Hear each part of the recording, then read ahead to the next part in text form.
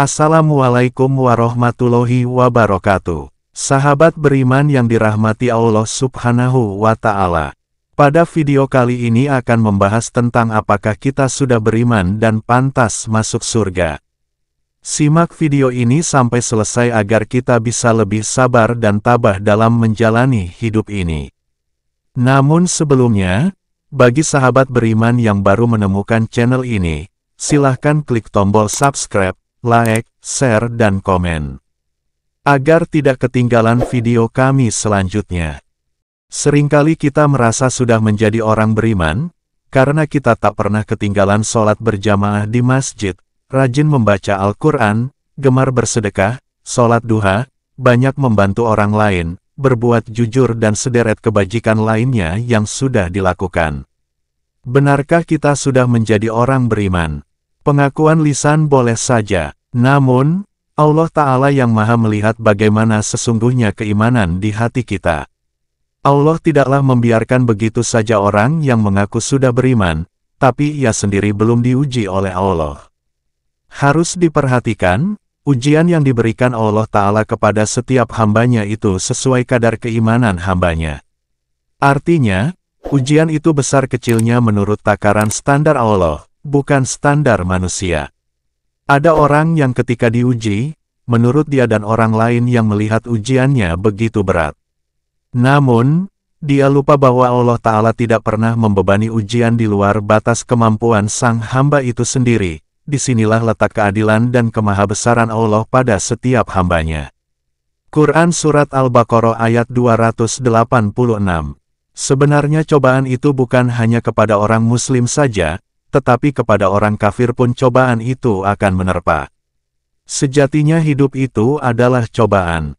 Mari kita perhatikan, sesukses-suksesnya orang kafir pasti ia akan menderita juga, akan sengsara juga, akan kepayahan juga dan kehilangan yang mereka cintai juga, namun semua yang mereka usahakan itu hanya berfaedah untuk dunianya saja, sedangkan di akhirat orang kafir tidak mendapatkan apa-apa. Berbeda dengan seorang mukmin, ketika ia diuji oleh Allah dengan penderitaan, kesengsaraan dan ujian yang lainnya dan ia sabar, maka selain berfaedah untuk dunianya, juga akan mendapatkan pahala dan surga di sisi Allah Subhanahu wa Ta'ala. Semakin berat ujiannya, maka akan semakin besar pula pahala dan keridhaan Allah kepadanya. Allah Ta'ala berfirman yang artinya, apakah manusia itu mengira bahwa mereka dibiarkan saja mengatakan, kami telah beriman, sedang mereka tidak diuji lagi. Quran Surat Al-Ankabut ayat 2.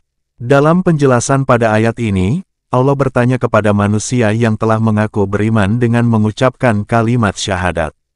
Apakah mereka akan dibiarkan begitu saja mengakui keimanan tersebut tanpa diuji terlebih dahulu?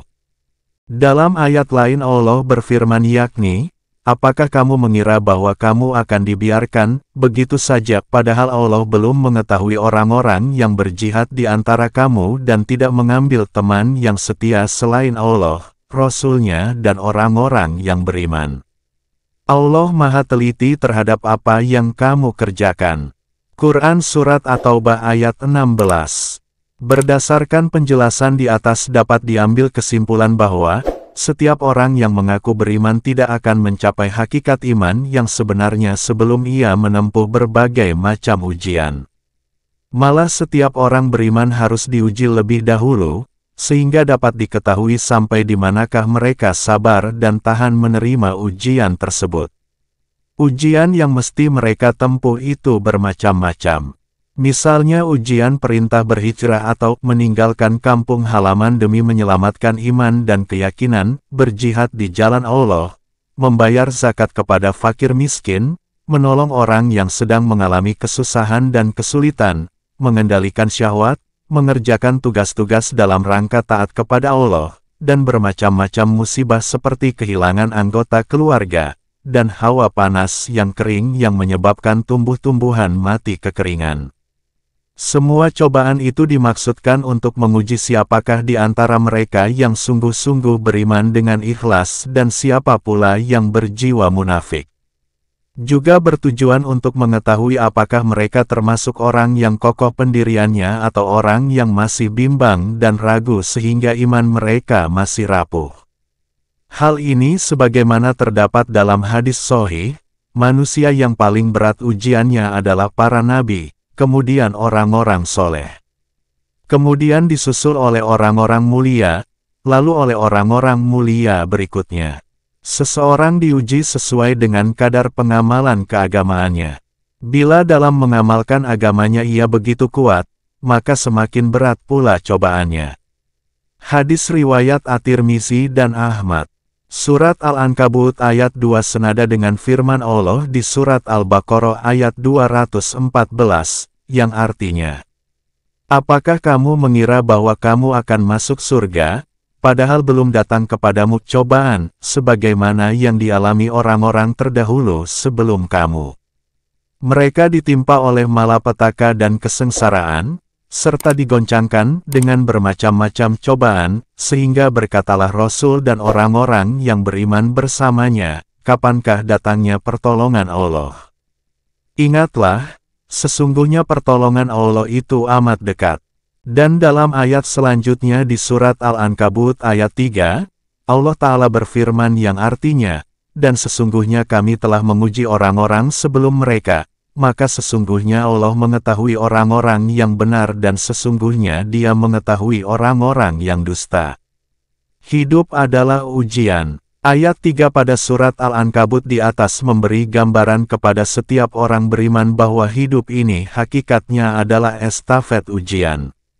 Selesai Allah Ta'ala memberikan ujian yang satu, maka ujian demi ujian lain sedang menanti seorang hambanya yang mukmin.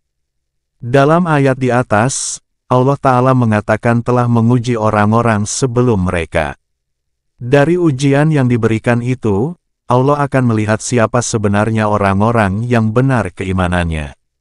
Allah juga melihat siapa di antara orang-orang yang berimannya sekedar senda gurau dan penuh tipu muslihat serta kedustaan.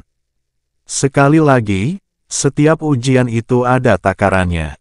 Takaran itu disesuaikan dengan kemampuan masing-masing hambanya.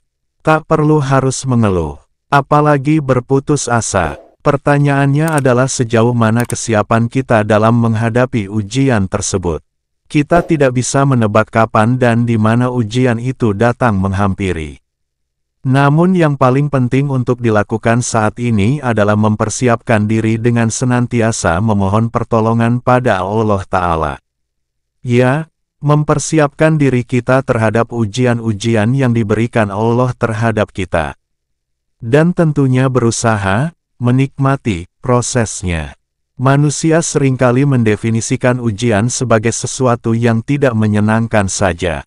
Mereka lupa bahwa hal yang menyenangkan pun merupakan sebuah ujian.